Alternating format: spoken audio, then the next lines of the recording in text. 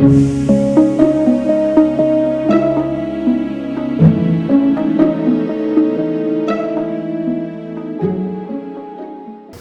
o nosso canal está com um convidado muito especial, que é o professor Rodrigo Monteiro Pessoa. Seja muito bem-vindo, professor. Muito obrigado pelo convite também, Edvânia. É um prazer estar aqui com vocês. Prazer é nosso. Hoje o nosso canal está fazendo uma edição especial aqui em Ribeirão Preto, durante o Seminário Futuro do Trabalho, o 4º Seminário Internacional de Pesquisa Repensando o Trabalho Contemporâneo. Queremos já fazer um agradecimento especial ao professor Victor Hugo, da Unesp Franca, e ao professor Jair, da Faculdade de Direito aqui de Ribeirão Preto, que fez a mediação para que a gente pudesse fazer as entrevistas que vamos realizar nesse dia com os professores que estarão compondo aí a programação do evento. Então vamos começar com o professor Rodrigo. O professor Rodrigo é doutor em Direito pela Universidade do Chile, é mestre em Direito Econômico pela Universidade Federal da Paraíba, é graduado em Direito pelo Instituto de Educação Superior da Paraíba e em Administração pela Universidade Federal da Paraíba.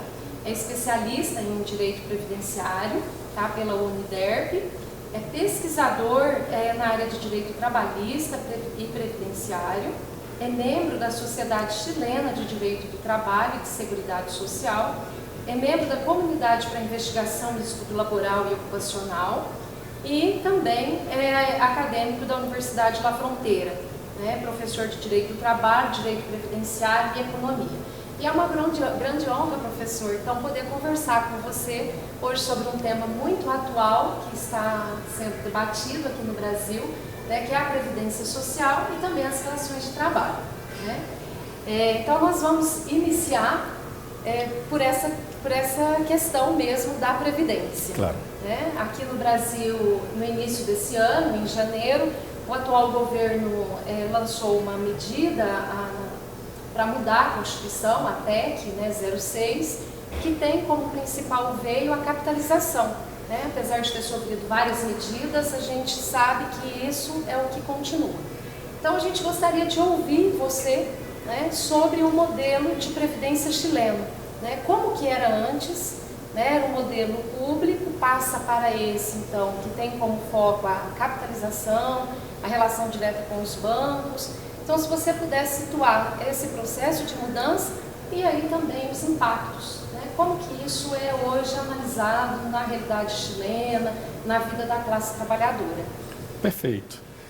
A Previdência no Chile, ela tinha um modelo bastante parecido com o que era o modelo brasileiro. Era uma previdência de repartição, um sistema solidário, onde as gerações que estavam trabalhando, elas estavam sustentando os benefícios daquela geração que, de alguma forma, estava recebendo benefícios do sistema previdenciário.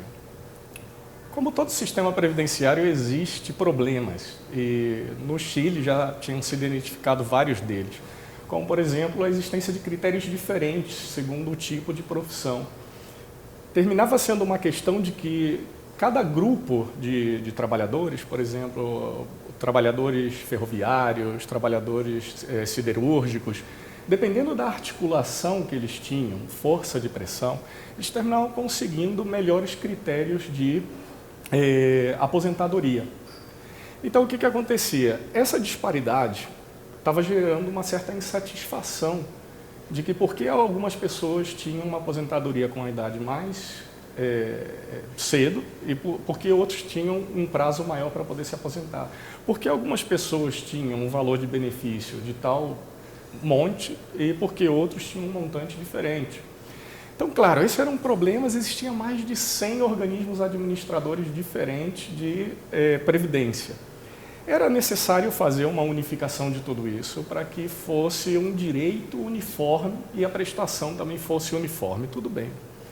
Só que, no meio dessa discussão, a gente sabe perfeitamente que 11 de setembro de 1973, no Chile, sofreu o golpe militar, E aí entrou a junta militar no poder e começou a cambiar o tom, a mudar o tom das discussões. Bom, o idealizador do projeto atual, que terminou com o Decreto 3.500 de 1980, foi o irmão do atual presidente do Chile. O atual presidente do Chile, Sebastião Piñera, o irmão dele, José Piñera, foi idealizador de 2 planos. Primeiro, a reforma trabalhista, que ocorreu também mais ou menos no mesmo período, e a reforma previdenciária. Ele tentou convencer a junta militar naquela época de que eles conseguiam uma rentabilidade maravilhosa com o investimento desses fundos em um sistema de capitalização e que isso ia poder gerar quase o 100% da devolução da substituição, a taxa de substituição.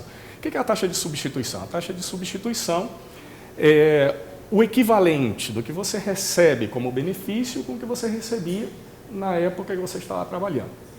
Então, ele queria garantir que esses benefícios iam conseguir chegar perto dos 100%, ou seja, que os trabalhadores iam ter como benefício de aposentadoria um valor quase idêntico ao que eles tinham na época que estavam trabalhando. Na verdade, nem a junta militar do Chile acreditava nele. Existe um interessante livro da Alejandra Matos, que é Mitos e Verdades das AFP. AFP são administradoras de fundos de pensão, que são atualmente as empresas privadas que fazem investimento na capitalização individual chilena. E nesse livro ela conta para a gente que, em uma conversa com a junta militar, o próprio Augusto Pinochet falou para José Piñera que ele tinha um investimento em um fundo militar muito parecido com o modelo que ele estava querendo oferecer como capitalização. E que, na realidade, em mais de 10 anos, nunca tinha dado a rentabilidade que ele queria. Então, dessa reunião em adiante, eles decidiram seguir com o projeto, mas Pinochet fez questão de que os militares ficassem fora dessa reforma, porque, obviamente, ele sabia perfeitamente em que ia terminar. Claro, até hoje ainda temos pessoas aposentadas pelo sistema anterior, e existe ainda essa dívida que o Estado tem que suportar pelo custo de transição do sistema. O Estado vai ter que seguir custeando o sistema anterior, apesar de que os trabalhadores agora já estão colocando o seu dinheiro, os seus recursos, dentro de uma conta individual que vai ser o reflexo da aposentadoria deles futuramente. Mas foi uma aposta. Todo mundo estava pagando para ver se efetivamente o que estava prometendo o José Piñera ia acontecer. E, bom, chegou a primeira geração que começou a se aposentar nesse sistema de capitalização individual. Então, é interessante a gente pegar esse conceito de taxa de substituição, que é para a gente poder entender. A gente entender o que significam as aposentadorias que estão sendo pagas hoje em dia. As aposentadorias que estão sendo pagas hoje em dia no Chile não superam uma taxa de substituição de 33%. Então, vamos colocar a conta fácil. Vamos imaginar que uma pessoa ganha R$1.000 quando está trabalhando. A gente vai pegar 30%, máximo 33% desses R$1.000, e esse vai ser o valor da aposentadoria dela hoje. Ou seja, uma pessoa que ganhava R$1.000 vai ter que ganhar R$300 e ele vai ter que aprender a viver com esse dinheiro. Ok, o problema é que nesse sistema de capitalização da forma que está desenhado no Chile, só tem uma fonte de custeio, os 10% do trabalhador. O trabalhador é a única pessoa que coloca dinheiro nessa conta de capitalização individual. Existe, e obviamente eu não vou entrar nesses detalhes, porque são vários outros valores que poderiam parar nessa conta de capitalização individual, mas que não são valores continuados que sempre vão entrar nessa conta. É necessário que surjam algumas situações para que um ou outro possa entrar. Como, por exemplo, para vocês terem uma ideia, no caso do seguro-desemprego, entra numa conta também de capitalização individual, apesar de que aí existe um fundo solidário de desemprego. E, bom, se a pessoa teve sorte na vida e nunca ficou desempregado, com um topo máximo de 11 anos, esse dinheiro nunca foi utilizado. Isso poderia ir para a conta de capitalização individual e somar na hora do cálculo da aposentadoria final. E existem outros valores, como eu disse, mas são muitos tecnicismos que eu acho que a gente não precisaria discutir aqui. Então, claro, hoje em dia a gente também está discutindo no Chile que o empregador ele possa ser partícipe desse financiamento do sistema de seguridade social, com foco, obviamente, na previdência. E estamos discutindo se o empregador pagaria 4% para essa conta de capitalização individual. A discussão agora já não está mais se seria viável ou não o empregador pagar esses 4%. O que a gente está discutindo, em realidade, é quem vai administrar esses 4%.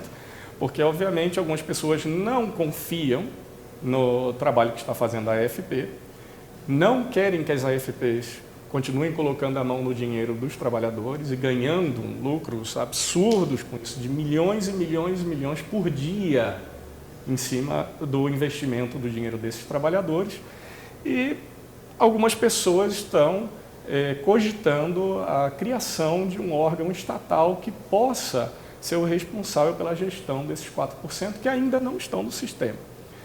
Mas a gente tem que pensar o seguinte: 14% vai ser a fonte de custeio da aposentadoria se entrar os 4% do empregador. A média de custeio dos países da OCDE está em 29%. Então, ainda que a gente chegue a implementar os 4% do empregador, vamos ficar com um déficit de uma média de 29%, de 15%. O Estado não participa diretamente no financiamento das aposentadorias. O que o Estado participa no caso da Previdência? O Estado participa de duas formas. A primeira forma é pagando algum tipo de benefício assistencial para quem não tem nenhum direito à pensão. E aí estaremos entrando no pilar solidário, e existem as pensões solidárias por idade e pensões solidárias por invalidez. A outra forma que o Estado pode entrar nessa conta é através dos aportes. Ele complementa o valor de uma aposentadoria que ele considera muito baixa e ele pode aportar alguma coisa. Agora, cuidado, certo? Que aí a gente pode estar começando a pensar, bom, então está todo mundo salvo, né? Porque o Estado vai pagar algum aporte numa aposentadoria que ele considera baixa, então a gente vai chegar mais ou menos numa média interessante. Não. Mesmo com o aporte do Estado, a gente não chega nem à metade do valor de um salário mínimo no Chile. Um país que a gente tem que entender que tem um custo de vida quase 3 vezes superior ao custo de vida brasileiro. Qual seria o salário mínimo? O salário mínimo lá hoje em dia está 301 mil pesos, que isso chega a quase uns R$1.600, mais ou menos. E aí eu sempre faço um alerta, é o seguinte: cuidado, gente, quando vocês começarem a comparar salário mínimo de um país e outro. A gente sempre gosta de ver assim, poxa, o Chile está melhor que o Brasil, porque estão recebendo um salário mínimo de 1.600. Mas vamos ver quanto é que é o custo de vida nesse país. Os aluguéis no Chile são bastante mais caros, a comida no Chile é bastante mais cara. Então, quando a gente vai começando a somar a conta, na realidade a gente vê que o poder de compra do salário mínimo pode ser até inferior ao que é no Brasil. Porque os bens de primeira necessidade são bastante caros. Outros bens, como tecnologia, eletrônicos, linha branca, automóveis, isso pode ser um pouco mais barato.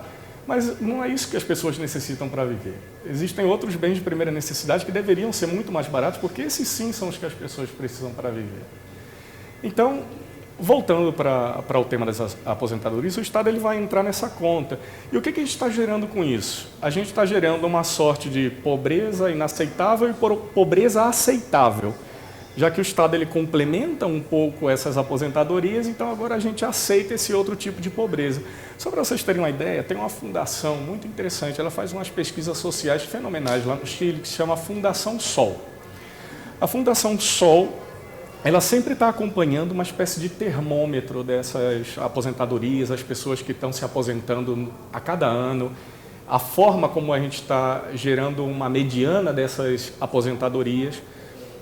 E a Fundação Sol, num estudo, chegou à conclusão, no ano de 2017, que mais de 80% dos homens que estavam se aposentando por idade, eles estavam abaixo da linha da pobreza, e mais de 90% das mulheres também estavam abaixo da linha da pobreza. O que significa que a gente pode tomar a frase que um movimento não mais AFP, lá no Chile, fez com essa sigla, AFP, que significa Administradora de Fundos de Pensão.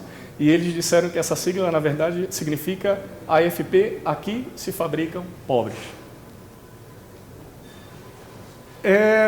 É problemático. É problemático porque um sistema de capitalização, vamos pensar desde uma lógica de mercado financeiro. A capitalização é mercado financeiro, é investimento em fundos seguros, fundos não tão seguros, fundos nacionais, fundos estrangeiros, para a gente tentar gerar rentabilidade através do investimento desses fundos e dar um pouco mais de dinheiro do que essa poupança individual que a gente está fazendo. Hoje em dia, se a gente for pensar, quem tem possibilidade de ganhar dinheiro com investimento? Primeiro, aquele que tem a possibilidade de gerar excedente.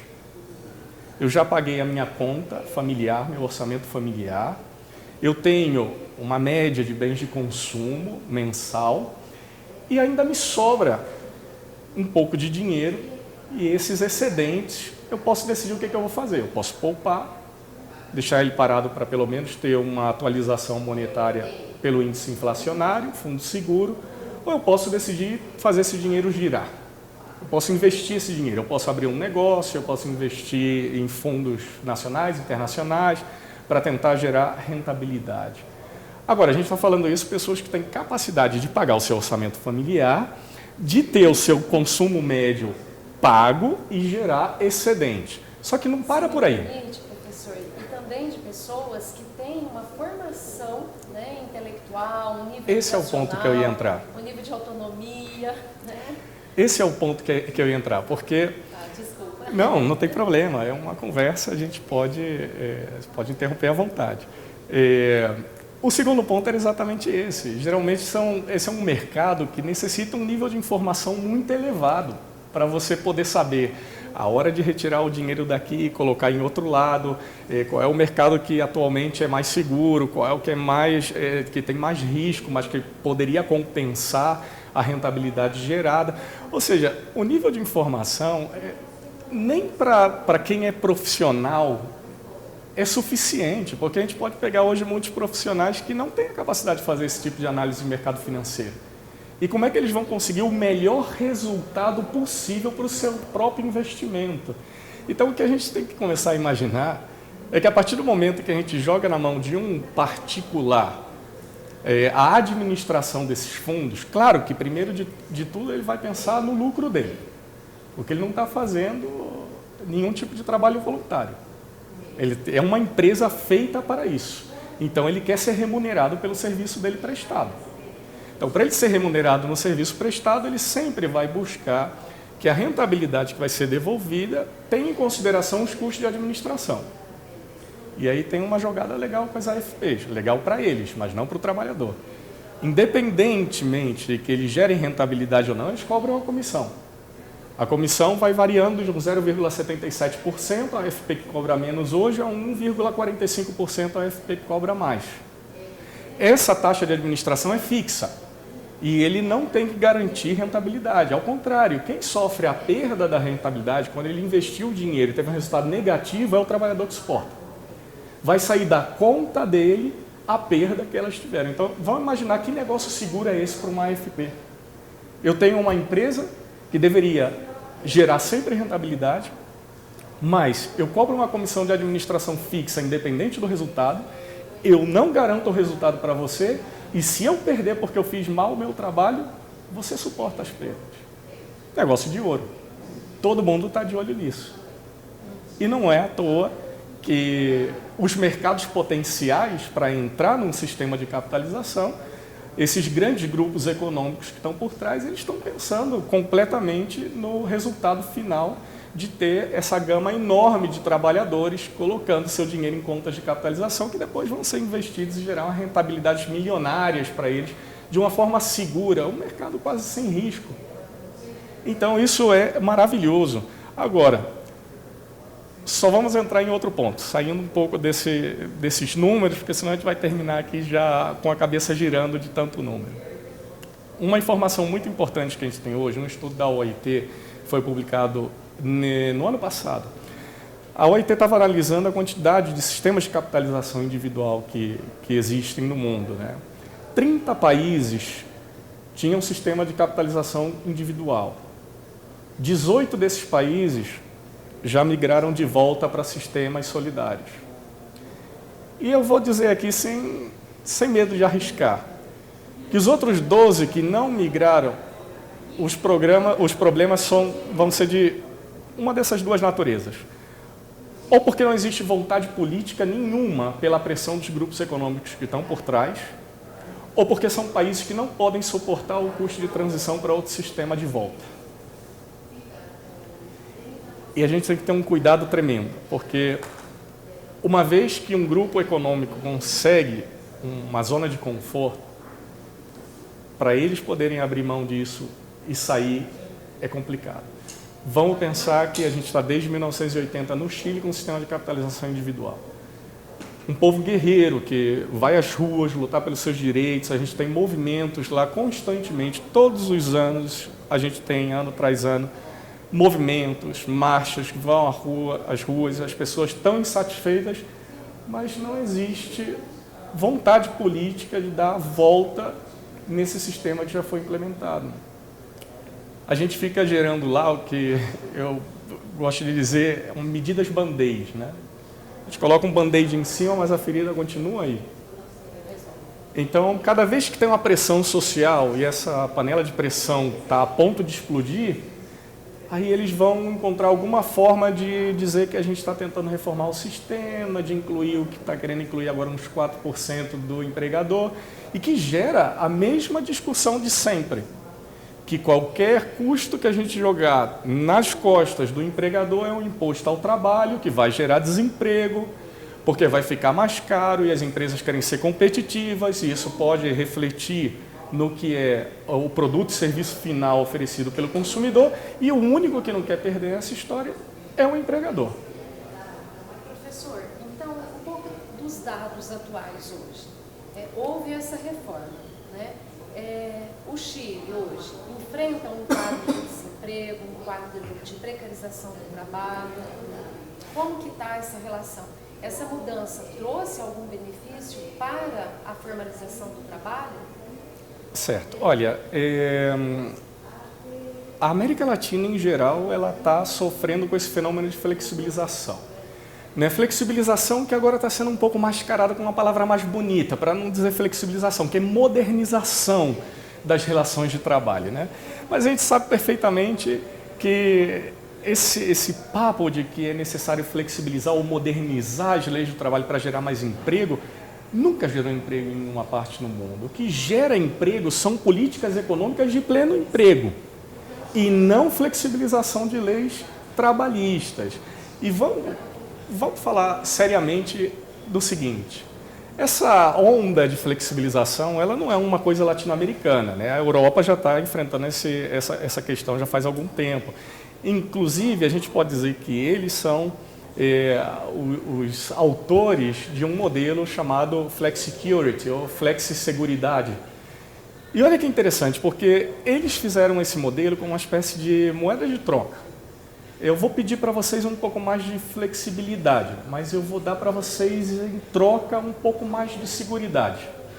Então vamos tentar ampliar um pouco o espectro de proteção, por exemplo, das leis de seguro-desemprego. Vamos tentar fazer algumas outras políticas sociais que possam ajudar as pessoas que estão fora do mercado de trabalho. Na América Latina, a gente está falando de flexibilização sem seguridade. Então a gente pegou o Flexicurity, ficou com o Flex e deixou o Curity de fora. Então, para começar, a gente está precarizando ainda mais, piorando ainda mais um modelo que já tinha mostrado que não solucionou problema de informalidade nem de desemprego. Eu gosto muito de fazer comparações, o fato de ser brasileiro e de estar no Chile há alguns anos me dá mais facilidade de poder fazer comparações também com o Brasil. E esses mercados, eles são bastante parecidos, né? Por exemplo, o formato de empresa de serviços é bastante intenso nos dois países. A quantidade de micro, pequenas e médias empresas nos dois países também são bastante parecidos os números. Inclusive, são bastante parecidos os números das pessoas que estão dentro da população economicamente ativa, que são força de trabalho e que estão na informalidade. Ambos países estão aí entre os 30%, o Brasil está com um pouco mais, está com uns 33%, o Chile está com 28, alguma coisa, chegando nos 30%. Mas essa informalidade trabalhista, ela está demonstrando que os modelos de flexibilidade estão fazendo todo o contrário. Eles estão dando ferramentas novas para que possa precarizar as relações de trabalho, para que os grandes grupos econômicos possam usufruir do resultado da exploração de um serviço sem responsabilidade, porque é muito mais fácil. A gente hoje não tem mais aquele modelo de empresa centralizado, né? Grandes estruturas, enormes empresas multi ou transnacionais com funcionários, trabalhadores por número sobre 1.000, 10.000, 20.000. A gente começou já a migrar, né, dentro dessas revoluções industriais, a modelos descentralizados, modelos terceirizados, e hoje existem empresas que funcionam sem nenhuma estrutura física, porque já não é necessário. Elas colocam só a marca, terceirizam todo o processo produtivo. As empresas de plataforma, que aí a gente já vai entrar em outro tema bastante polêmico, mas que facilita o acesso de um serviço, a prestação de um serviço, em alguns casos, porque não são todas as plataformas que funcionam do mesmo jeito, então a gente não pode colocar todas as plataformas como se fosse precarização do trabalho. Tem outros atores aí interessados que nem pensam em ser trabalhadores na realidade, e essa modificação do mercado está mostrando que a informalidade ela não está sendo suprida. E aí, para a gente fazer um link com o que a gente estava conversando sobre Seguridade Social, os modelos de Seguridade Social, hoje em dia, eles estão pensados para a formalidade laboral. Eles não estão pensados na inclusão de pessoas que estão na informalidade. Então, vamos imaginar o que é isso. Vamos imaginar que eu tinha falado que, mais ou menos, vamos fechar a conta nos 30% entre Chile e Brasil. 30% da força de trabalho está na informalidade. 30% das pessoas que poderiam estar em um mercado formal de trabalho estão também sem proteção da Seguridade Social. Então, qual é a vantagem do Flexi sem o Curity? Nenhuma. Professor, aqui no Brasil a gente já tem dados recentes que a informalidade chega a 50%. Né? Então, é mais sério. Eu queria, antes da gente aprofundar um pouco mais a questão do direito do trabalho, das mudanças no mundo do trabalho, tratar ainda de alguns dados, se você puder, né, que se relacionam com a Previdência. Okay. Nós temos aí algumas reportagens que tratam de número de suicídios entre idosos no Chile. Né? Então, eu queria que você abordasse um pouco isso. Para a classe trabalhadora hoje, que espera uma aposentadoria, que busca o acesso a essa aposentadoria no Chile, né? Como que é viver com esse equivalente aí a 300, 400 reais? Como que é essa condição para a sustentabilidade da vida, a sócio-reprodução da vida?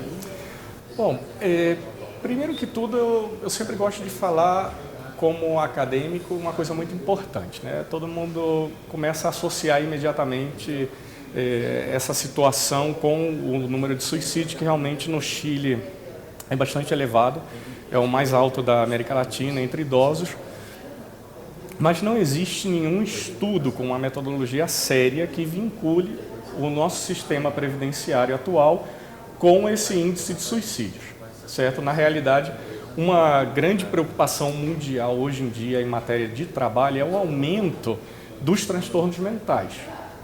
São as doenças psicossociais do trabalho. E isso é um fator que está associado, sim, com as novas condições de trabalho.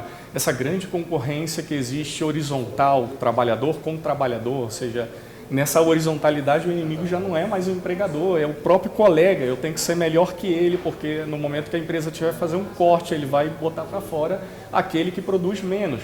Então você horizontaliza essa concorrência e você fica nesse constante estresse. É um nível de estresse de concorrência todo o tempo. Além disso, a gente tem que verificar que a necessidade de capacitação, de formação, vai jogar as pessoas no mercado de trabalho de forma cada vez mais tardia. E às vezes a gente vai precisar se reinventar durante a vida do trabalho várias vezes.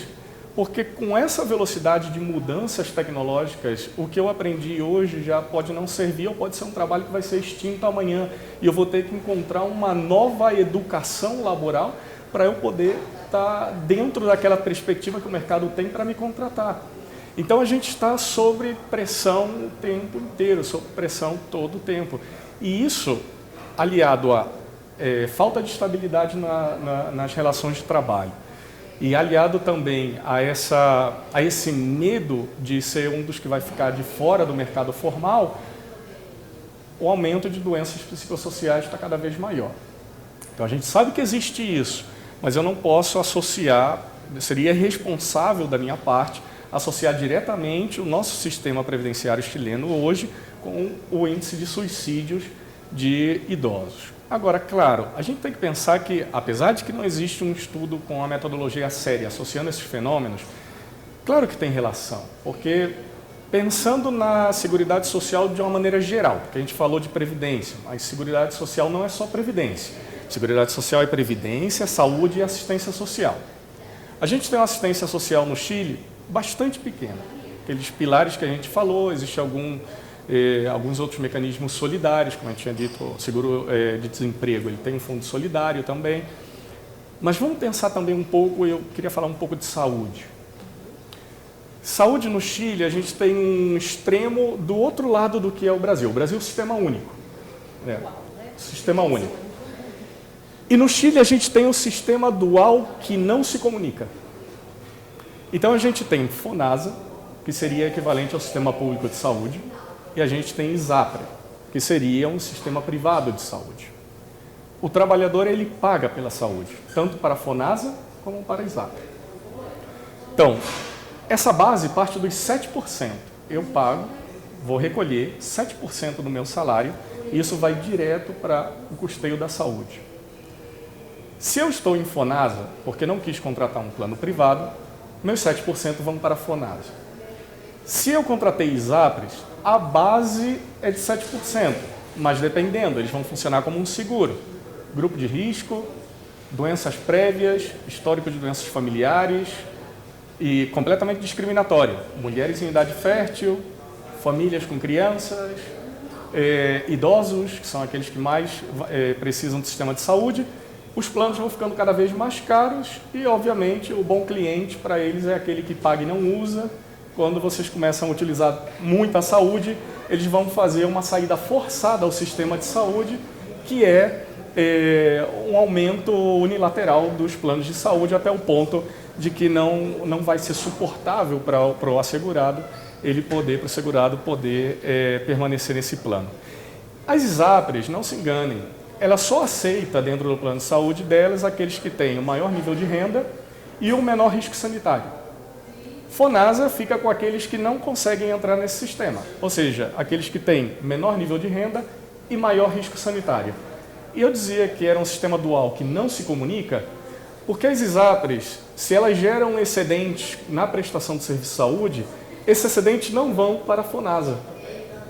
FONASA tem que se virar nos 30 para poder encontrar a forma de custear a saúde para aqueles que é a grande massa da população. Então vamos pensar num sistema como esse, que já é difícil, porque como a FONASA fica com os menores recursos, atende indigentes, não tem um orçamento do Estado muito elevado que possa dar uma prestação decente, a prestação realmente é bastante precária, é muito ruim. Para ter alguma atenção, um atendimento decente, você tem que tentar entrar no sistema de FONASA, tentar entrar, porque se for de um grupo de risco sanitário, não vai entrar na ISAPRE.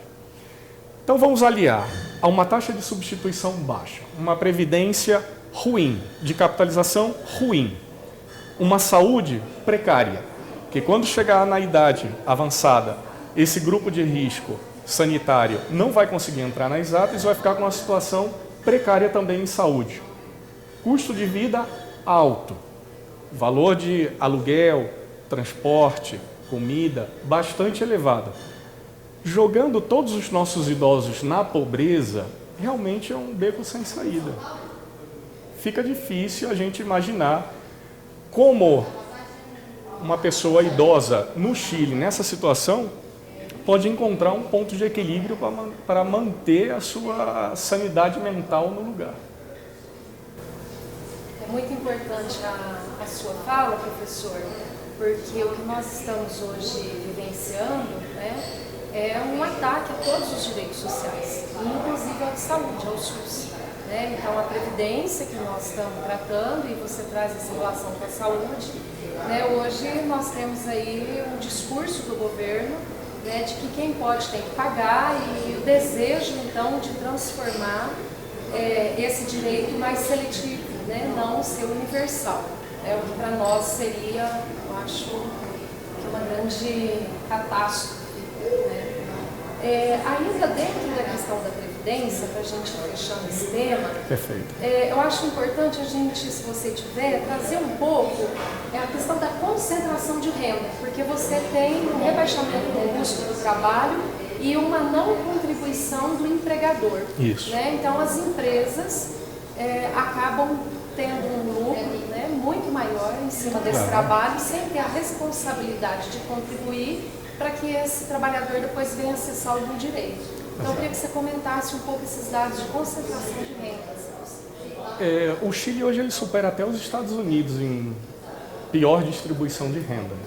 A concentração de renda no Chile ela supera hoje até o modelo que mundialmente é conhecido como modelo liberal. Então, isso já é bastante preocupante. A grande massa de trabalhadores, a média de salário dos trabalhadores supera um pouco o salário mínimo. A gente falou que no início era de 301 mil pesos, que é aproximadamente R$ 1.600, e a média salarial de mais de 85% dos trabalhadores do país está chegando aí em 400 e alguma coisa, ou seja, supera em 100 mil pesos, um terço mais do que seria o valor mínimo de salário. Isso está gerando muitos problemas. Faz pouco tempo também saiu uma estatística de que quase uma maioria imensa, eu não lembro agora exatamente o número correto, mas a grande massa de famílias chilenas está endividada para comprar comida. Compra comida a crédito e vai fazendo essa bola de neve. Né? A gente compra um crédito, imagina que esse crédito não tem que pagar na fatura seguinte, e aí a gente compra de novo comida. Bom, a concentração de renda, ela gera desigualdade e ela gera realmente uma sociedade que precisa da presença do Estado. O Estado ele não pode ter um papel de inércia. O Estado não pode ser um Estado passivo. Na evolução do conceito de Estado, a exigência de um Estado passivo foi da transição de um Estado monárquico para um Estado liberal. Mas essa transição, esse desejo da ausência do Estado, ele estava porque ninguém queria que voltasse o Estado monárquico. Não queria o rei que concentrava os 4 poderes, que mandava em tudo e controlava a vida das pessoas. Então a gente exigia uma separação de poderes e um Estado ausente, que deixasse a impossibilidade de voltar a esse regime. Mas, obviamente, se a gente está falando de direitos e direitos fundamentais, a gente tem que lembrar o seguinte: a discussão de matéria previdenciária não passa só desde o ponto de vista econômico. A maioria das pessoas se concentra na discussão econômica da previdência social. Mas está esquecendo que a gente está falando de um direito. Está falando de um direito fundamental cujo principal responsável é o Estado no cumprimento desse direito, na garantia desse direito. Então, como a gente pode imaginar hoje um modelo de previdência social que é responsabilidade do Estado como ente público e que ele quer ficar inerte vendo como os particulares se viram sozinhos? A gente não pode perder o foco da discussão da Previdência, de que a Previdência é um direito e é um direito devido pelo Estado. O aspecto econômico é muito importante. Obviamente, a gente sabe, a gente tem Hobbes e Susten, por exemplo, que falam do custo de direitos. Todo direito tem custo. Direitos de primeira dimensão de direitos fundamentais, de segunda dimensão de direitos fundamentais, de terceira dimensão, todos eles vão ter seus custos. Antes tinha um debate doutrinário de que só os direitos de segunda dimensão, que eram considerados direitos prestacionais, esses exigiam dinheiro do Estado.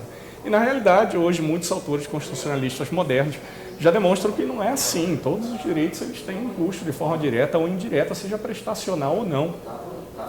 Então a gente tem que pensar que o ponto de vista econômico ele não pode ser o foco da discussão e a gente descuidar o papel do Estado num direito prestacional. Certo? Eu acho que isso é fundamental para a gente começar qualquer discussão.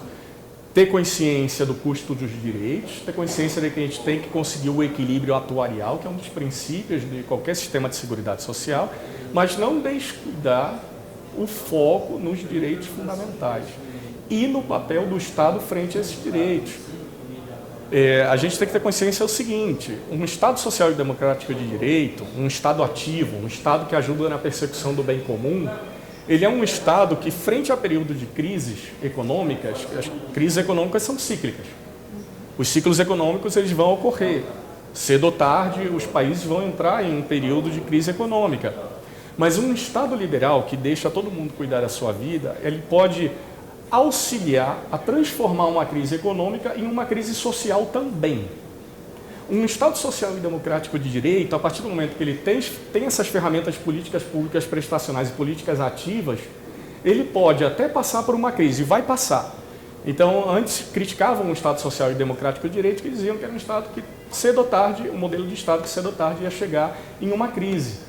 Mas todos os Estados vão chegar numa crise, até o Estado liberal. E no caso do Estado social e democrático de direito, a grande jogada que ele vai ter é de poder tentar impedir, ou pelo menos diminuir, os efeitos das crises sociais que são geradas com as crises econômicas. Então, vamos pensar em previdência, vamos pensar em custeio de previdência, vamos pensar no ponto de vista econômico, mas não vamos esquecer que o que a gente está trabalhando é um direito fundamental e é um direito social que o principal devedor é o Estado. Tentar começar a pensar em uma regressão do modelo de Estado é um retrocesso social que eu acho que a gente não pode permitir de jeito nenhum, porque a gente tem que ter consciência que existe uma vinculação completa entre uma teoria de direitos fundamentais e um modelo de Estado. Isso significa que, na forma de tratamento, inclusive judicial, dos direitos fundamentais, a interpretação de como a gente tem que se posicionar frente à proteção e tutela dos direitos fundamentais, ela tem relação com o modelo de Estado. Porque seria incongruente defender os direitos fundamentais desde uma lógica negativa, ou seja, que o Estado não se meta na vida das pessoas e garanta os direitos fundamentais sempre quando ele não seja o que está vulnerando os direitos fundamentais, só observando como as coisas vão acontecendo em sociedade. E seria incongruente a gente ver essa teoria aplicada em um Estado social e democrático de direito. Porque esse não é um modelo de Estado. O modelo de Estado ativo tem que estar vinculado a uma teoria de direitos fundamentais também ativas, considerando os direitos prestacionais, inclusive verificando que os direitos de primeira dimensão de direitos fundamentais não só um direito que tem uma face negativa. Bom, nós vamos então encerrando a primeira parte da entrevista com o professor Rodrigo. Estamos então dando um enfoque para a questão da previdência social no Chile. Agora o professor traz a questão do modelo de Estado. E no segundo bloco nós vamos discutir um pouco a questão da informalidade do trabalho. Você que está nos assistindo, dê o seu like e compartilhe esse vídeo.